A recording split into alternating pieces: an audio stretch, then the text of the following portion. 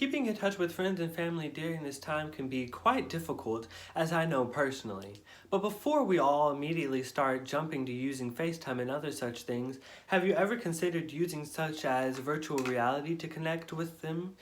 I know it may seem a little odd to use this type of technology just to connect with people, but I think it can be much more enticing and interesting once the technology is understood and used. However, the name virtual reality wasn't actually the first name that was given to this technology. It was coined by the creator Jaron Lanier in 1987 while he was doing very intense research on the topic of virtual reality. One of the very first names for this technology was actually the telesphere, created by Martin Helig in 1960.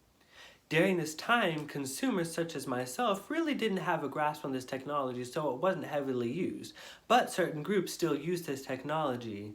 Groups such as the military, physicists, doctors, and astronauts. Astronauts used it to help them have a better understanding of how space would be like once they got there. Doctors use this technology to give their patients and colleagues a better understanding of how certain procedures would be proceeded with. The military used this information to help their soldiers have a better understanding of how a battle would be like once they got there, or if they ever had to go. And physicists use this technology to give a more visual feel to the equation on laws for reality.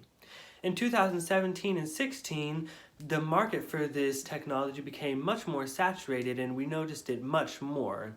Such so that the estimated value for this technology in 2017 was $5.1 billion. Not too far off here soon in 2023, the estimated value will be $34 billion, a much greater rise. However, the market as of lately has started to decline, but the use for this technology has actually increased because we have much more time to actually use this type of technology for video games and other such uses.